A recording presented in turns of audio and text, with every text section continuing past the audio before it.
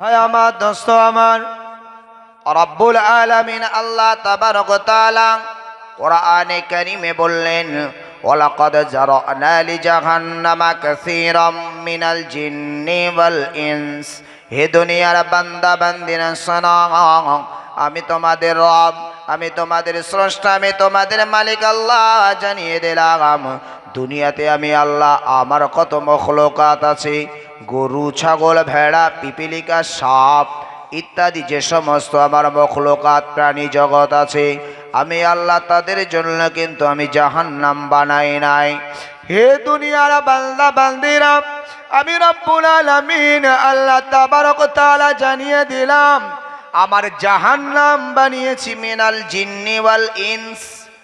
একটা সম্প্রদায় যাদেরকে আমরা দুনিয়াতে দেখতে পাই না, তবে অস্বীকার আমরা করতে পারবো না, কারণ কোরআনে আল্লাহ এই জিন জাতি নিয়ে অসংখ্য জায়গায় আল্লাহর জিকির হয়েছে। আল্লাহ কোথাও বলেছেন, আমা খলাকতুল জিন্না ওয়াল ইনসা ইল্লা লিয়াবুদুন।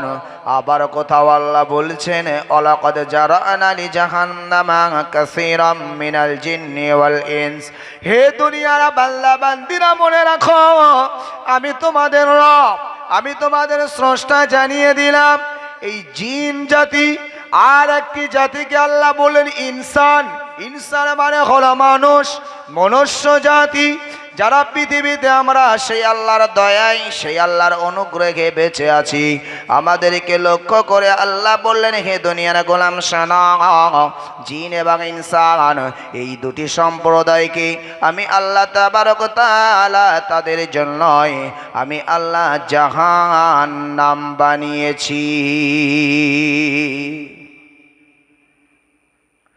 মহান আল্লাহ তাবারক ওয়া তাআলা কোরআনের অন্য আয়াতে বলেছেন, হে আমার বান্দা বান্দিরা, আমি রব, আমি আল্লাহ জানিয়ে দিলাম, ইন্নাল্লাযীনা আমানু ওয়া আমিলুস সালিহাত কানাত লাহুম জান্নাতুল ফিরদাউসি নুজুলা। হে আমার বান্দা বান্দিরা শোনো, দুনিয়াতে যারা তোমরা নেক আমাল করবে, তোমরা সৎ আমল করবে, ভালো কাজ করবে, দুনিয়াতে নামাজ আদায় করবে, রোজাকে আদায় করবে, জলসার মাহফিলে গিয়ে তোমরা বসবে, মাদ্রাসায় দান খয়রাত করবে, গরিব অসহায়ের পাশে দাঁড়াবে, এগুলো হলো আমিলুস সালিহা, অর্থাৎ নেক কাজ, ভালো কাজ।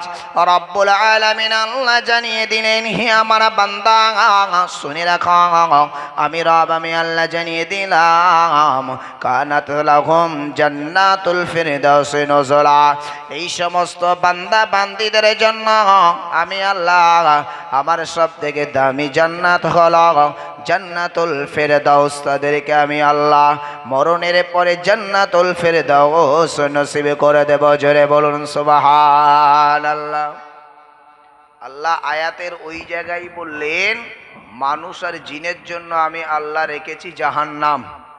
আবার আল্লাহ এই আয়াতে বললেন, যারা দুনিয়াতে সৎ কাজ, ভালো কাজ করবে তাদের জন্য রেখেছি জান্নাত।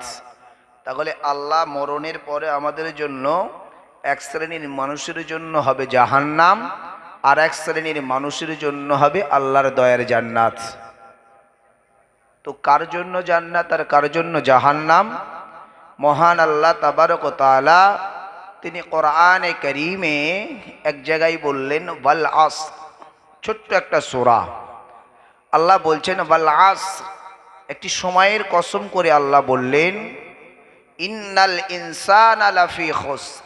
এখানে খালি ইনসানকে অর্থাৎ মনুষ্য জাতিকে আল্লাহ লক্ষ্য করে বললেন, নিশ্চয়ই সমস্ত ইনসান, সমস্ত মনুষ্য জাতি, ইন্নাল ইনসানা লাফি খুসর, এই সমস্ত মানুষ ক্ষতির মধ্যেই রহিত, সবাই ক্ষতির মধ্যেই আছে।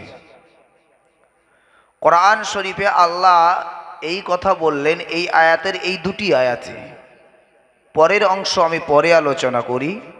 মহান আল্লাহ তাবারক ওয়া তাআলা তিনি কোরআনে কারীমে অন্য আর একটি আয়াতে বলছেন, ইয়া আইয়ুহাল্লাযীনা আমানুত্তাকুল্লাহ।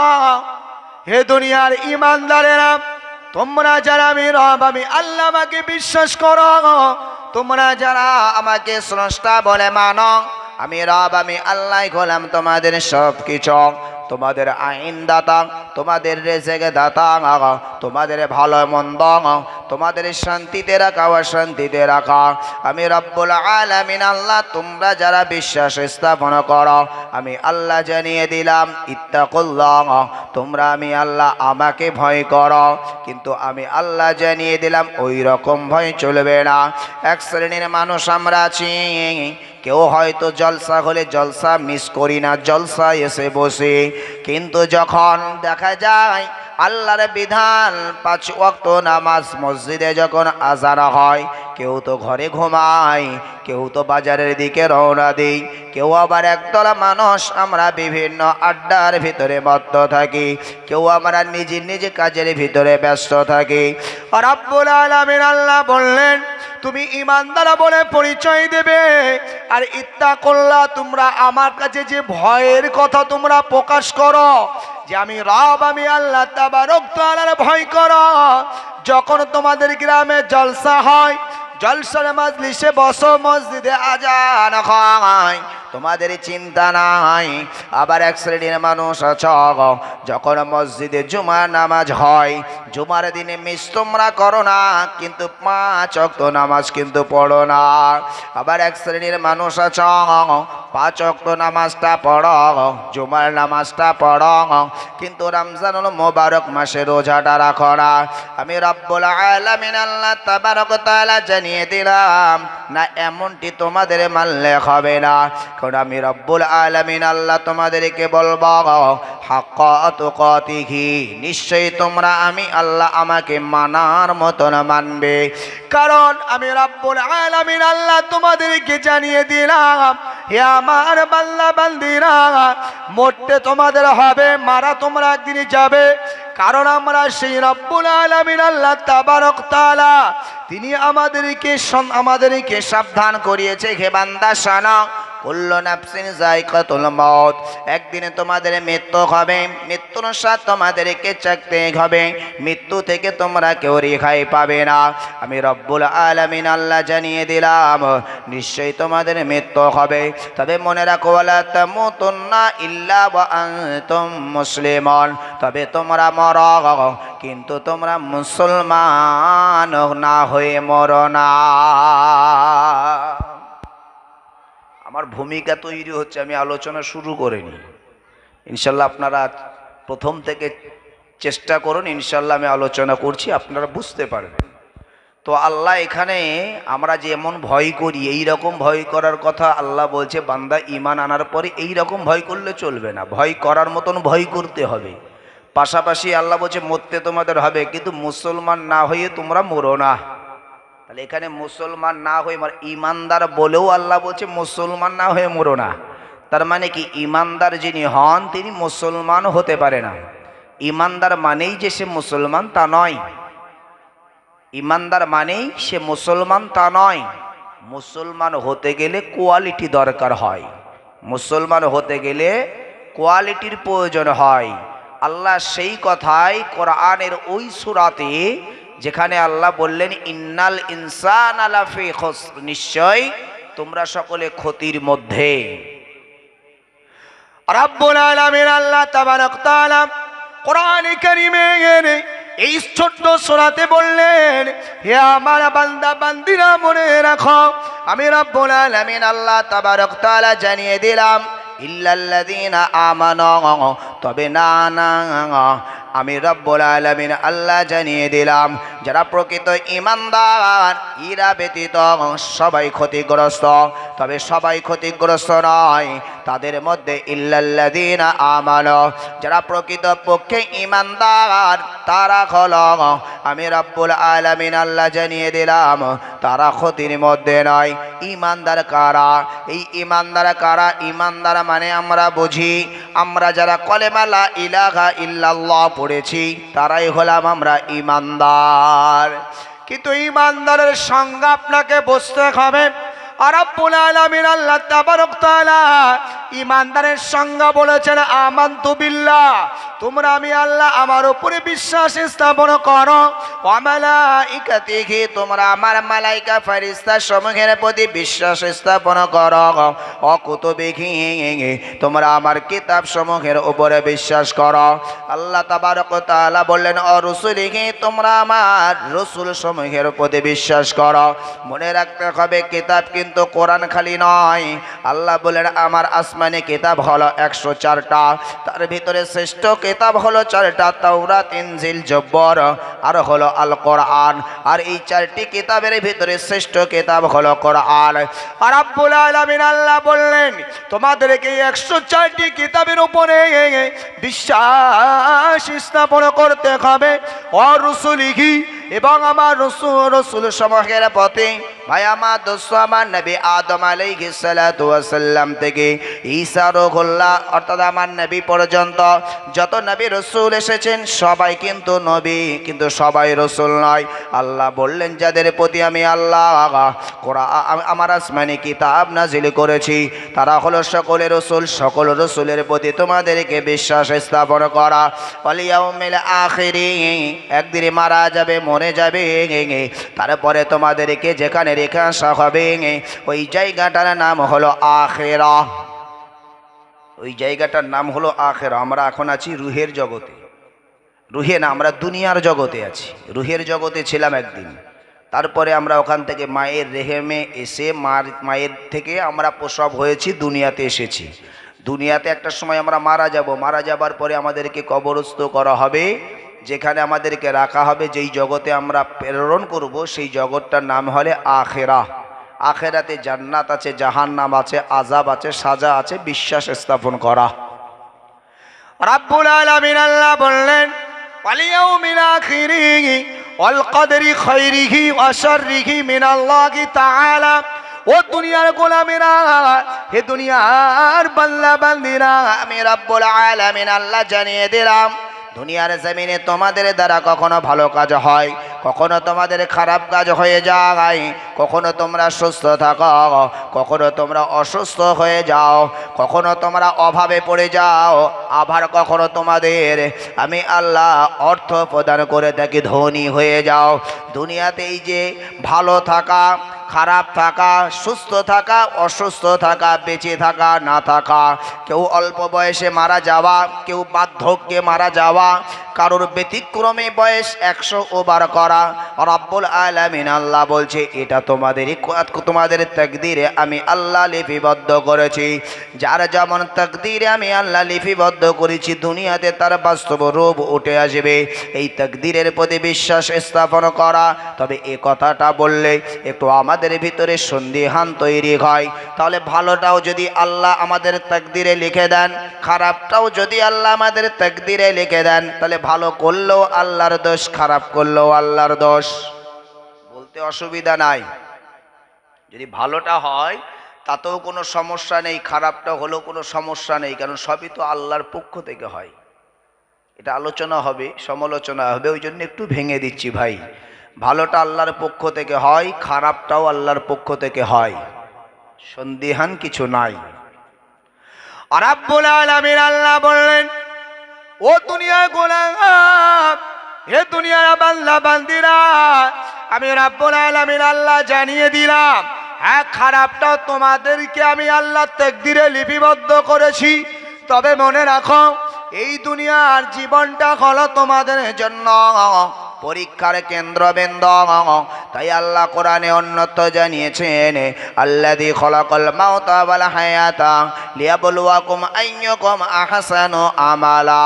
হে আমার বান্দা বান্দিরা, আমি আল্লাহ হায়াত থেকে নিয়ে মৃত্যু পর্যন্ত তোমাদের যে সময়টা আমি আল্লাহ দিয়েছি আমি দেখতে চাই, আমি আল্লাহ পরীক্ষা করতে চাই কে কতটুকু ভালো আমাল, কে কতটুকু কাজ করতে পেরেছ।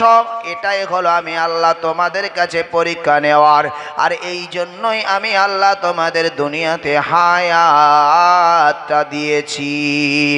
ভাই আমার, দোস্ত আমার, তাহলে এই হায়াতে জিন্দেগিতে খারাপটা হচ্ছে, এটা আমি বলছি যে মহান আল্লাহ আমাদের তাকদিরে লিখে রেখেছে। তাহলে খারাপ হলে অসুবিধা কি আছে? রব্বুল আলামিন আল্লাহ জবাব দিলেন কি আমার বান্দা, আমি রব্বুল আলামিন আল্লাহ তাবারক ওয়া তাআলা তোমাদেরকে কিন্তু আমি আশরাফুল মখলুকাত বানিয়েছি, সৃষ্টির সেরা বানিয়েছি। দুনিয়াতে আমি আল্লাহ আমার কত মখলুকাত রয়েছে, বিড়াল একটা মখলুকাত, ছাগল একটা মখলুকাত, গরু একটা মখলুকাত, হরিণ একটা মখলুকাত, বাঘ একটা মখলুকাত, সিংহ একটা মখলুকাত, হাতি একটা মখলুকাত, পিপিলিকা হলো একটা মখলুকাত। যত প্রাণী জগৎকে দেখতে পাই সবই হলো আল্লাহর মখলুকাত। আল্লাহ বলছে কে গোলাম, আমি আল্লাহ এই মখলুকাতের মধ্যে সব থেকে তোমাদেরকে দামি বানিয়েছি। তবে তার মধ্যে আর একটা প্রমাণ যদি আপনাকে দিতে হয়, আমার আল্লাহ তাবারক ওয়া তাআলা নবী আদম আলাইহিস সালাতু ওয়াস সালাম থেকে নিয়ে একে একে দুনিয়াতে আমার আল্লাহ অসংখ্য নবী রাসূল প্রেরণ করেছে।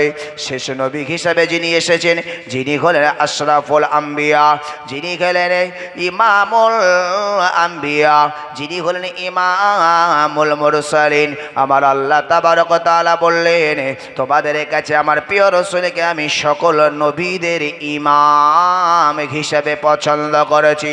আমি যদি আমার পেয়ারা রাসূল সাল্লাল্লাহু আলাইহি ওয়াসাল্লামকে প্রেরণ না করতাম, দুনিয়াতে আমি আল্লাহ তোমাদেরকে সৃষ্টি করতাম না। হে আমার আম্বিয়ারা, তোমরা এলান করে যাও আসছে সামনে আখিরি নবী, নবী মুহাম্মদুর রাসূলুল্লাহ পড়ুন সাল্লাল্লাহু আলাইহি ওয়াসাল্লাম। সেই আশরাফুল আম্বিয়ার মধ্যেই আমার আল্লাহ সেই প্রিয় রাসূল নবী মুহাম্মদ সাল্লাল্লাহু আলাইহি ওয়াসাল্লামকে প্রেরণ করেছেন।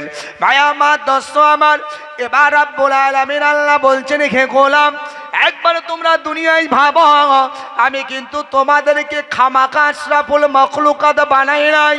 যদিও তোমরা যদি মনে করো না আমরা কব লম্বা চওড়া সুন্দর চেহারার অধিবাসী, এই জন্য আমি আমাকে হে আমার বান্দা তুমি যদি মনে করো এই জন্য আল্লাহ আমাকে আশরাফুল মখলুকাত বানিয়েছে, এটা তোমাদের ধারণা ভুল।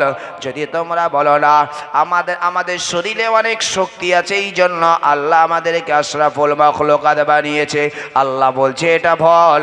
যদি তোমরা মনে করো তোমাদের শরীরের ওজনটা অনেক বেশি এই জন্য আল্লাহ তোমাদেরকে আশরাফুল মখলুকাত বানিয়েছে, তবে বান্দা এটা ভুল।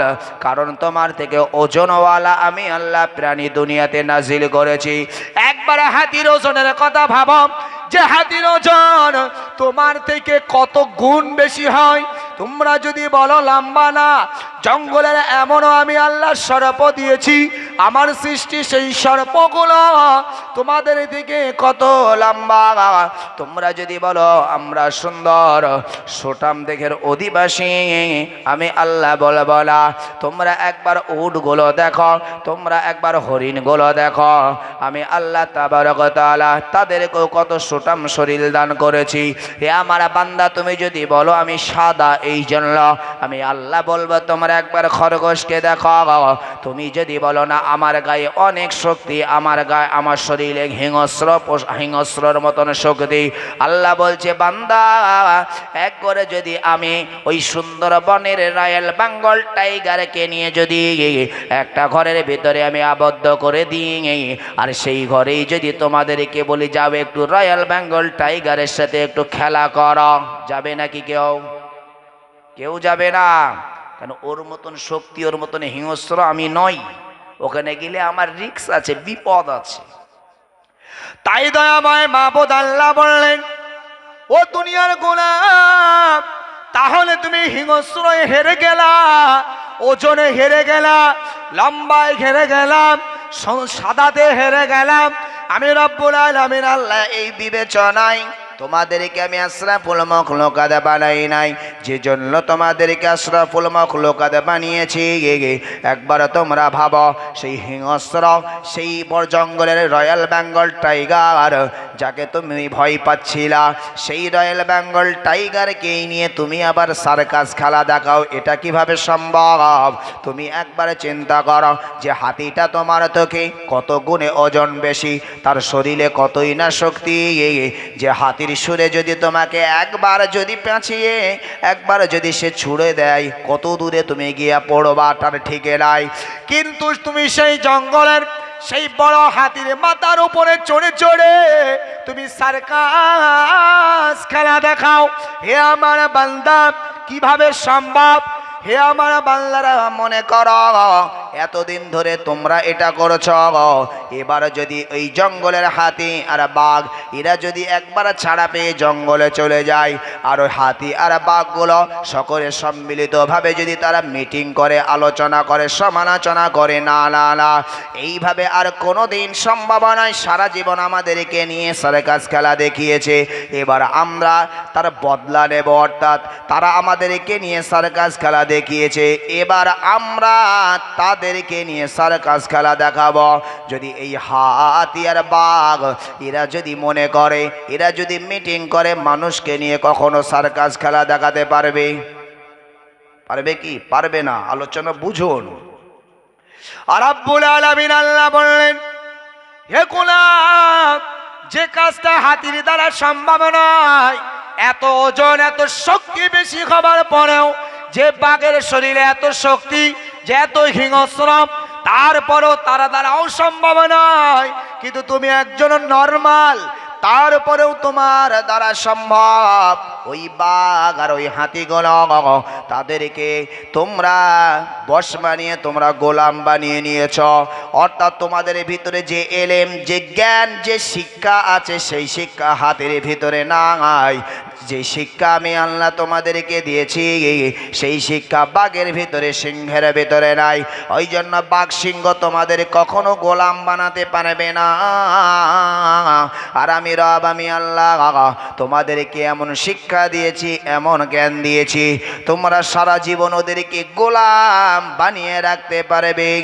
আমি আল্লাহ এই জন্যই তো তোমাদেরকে আশরাফুল মাখলুকাত বানিয়েছি।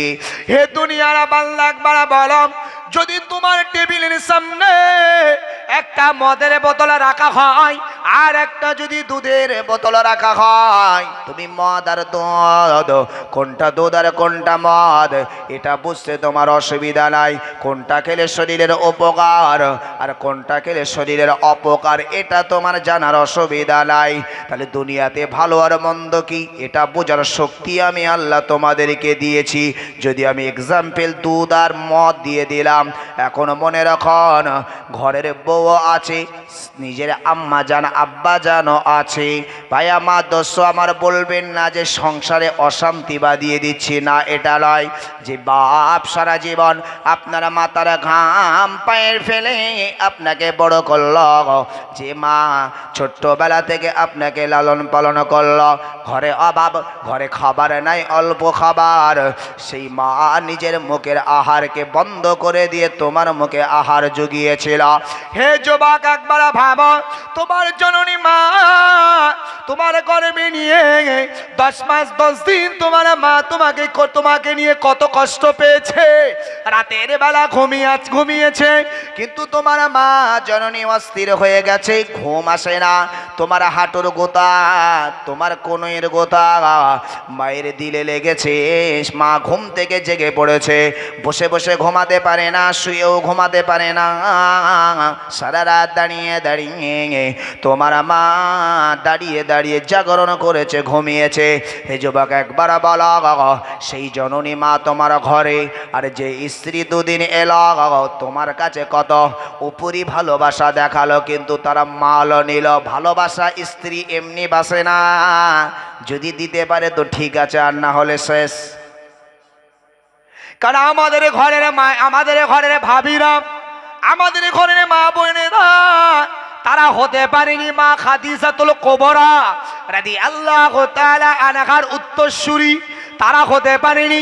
হযরত আম্মা জান আয়েশা সিদ্দিকা রাদিয়াল্লাহু তাআলা আনহার উত্তরসূরি হতে পারেনি হযরত আম্মা জান ফাতেমা যাহরা রাদিয়াল্লাহু তাআলা আনহা আম্মা জানের উত্তরসূরি আম্মা জান খাদিজাতুল কুবরা রাসূলকে ডেকে বললেন, ইয়া রাসূলুল্লাহ, ইয়া হাবিবাল্লাহ, হুজুর আপনাকে সবাই গরিব বলে, আপনি নাকি লোভী, আপনার অর্থ নাই, আপনাকে নিয়ে মক্কার অলিতে গলিতে সমালোচনা হয়। আমি খাদিজা, আমি তো গরিবে নয়, আমি হলাম মক্কার একজন ধনী মানুষ, আমার অর্থের অভাব নাই, ব্যবসার অভাব নাই। ইয়া রাসূলুল্লাহ, ইয়া হাবিবাল্লাহ, হুজুর আমি খাদিজা, তবে আমার আজকের দিনের এই ধন সম্পদ, এই টাকা পয়সা, ব্যবসা বাণিজ্য, ইয়া রাসূলুল্লাহ সব আপনার নামে অফ করে দিলাম। জোরে বলুন সুবহানাল্লাহ।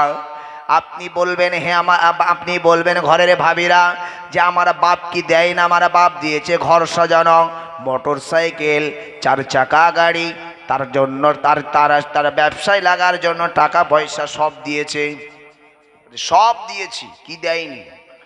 আমার আব্বা দিয়েছে, আমার পক্ষ থেকে সেটা হয়েছে। ভাই আমার, দোস্ত আমার, কারণবশত পরিবারে অনেক সময় আল্লাহর পরীক্ষা নেমে আসে। হয়তো শ্বশুর বাড়ির সেই মালগুলো সব একটা একটা করে ঘুচিয়ে দিয়েছে, হয় না? বউয়ের হার, বউয়ের কানের, বউয়ের হাতের গলা সব স্বর্ণের দোকানে, বউ বাড়িতে থিরে থাকে না, অস্থির হয়ে যায়। আমি কেন বলছি খাদিজার উত্তরসূরি নয়, আমি তবে যুবকদেরকে যে সাপোর্ট করছি এটাও নয়, তবে আমার বলার উদ্দেশ্য হলো আপনি একটু যদি পিছনে চলে যান, আপনি দেখুন ঘরের বউয়েরা তারা ছিল কত সুন্দর, তারা তাদের নিজের ঘরের শ্বশুর শাশুড়িকে নিজের মায়ের মতন সম্মান করত। কিন্তু আজকের দিনে আপনি দেখুন সেই বৌমায়ে ঘরে এসেছে, কিন্তু সেই বৌমা আজ ঘরের শ্বশুর শাশুড়িকে তারা গোলামের মতন রেখে দিয়েছে। কথা ঠিক না বল? পার্থক্য হলো কেন? এই জন্য বলতে একটু বাধ্য হচ্ছি, আসলে তোমাদের গুণ তো সেই রকম। আম্মা জান খাদিজাতুল কুবরা রাদিয়াল্লাহু তাআলা আনহা বিশ্ব নবী আমার একদিনে ডেকে বলছেন, হে আমার বিবি খাদিজা, তোমার ধন সম্পদ, তোমার টাকা পয়সা, তোমার ব্যবসা বাণিজ্য, অর্থবিত্ত সব তুমি আমাকে দিয়ে দিয়েছিলে।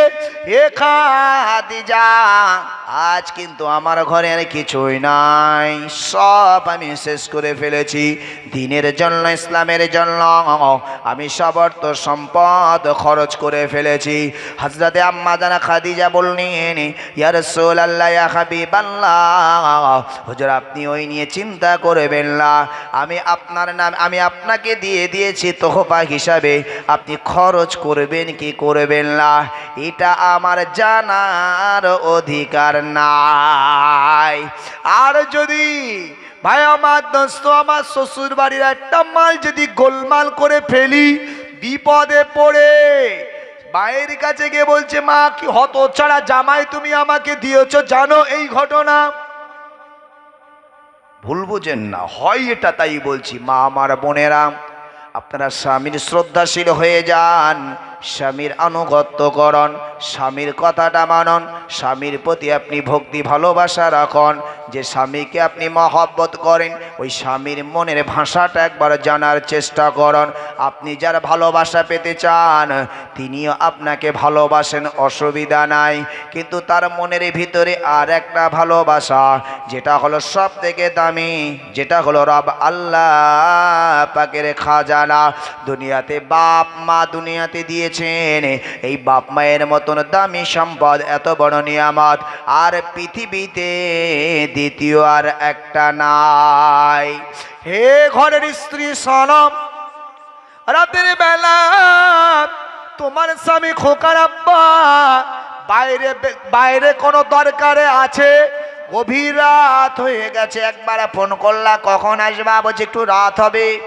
আচ্ছা ঠিক আছে। বিবি ঘরের ভিতরে দুমুঠো খেয়ে দরজাটা লাগিয়ে ঘুমিয়ে পড়বে, মাথায় কোনো চিন্তা নাই।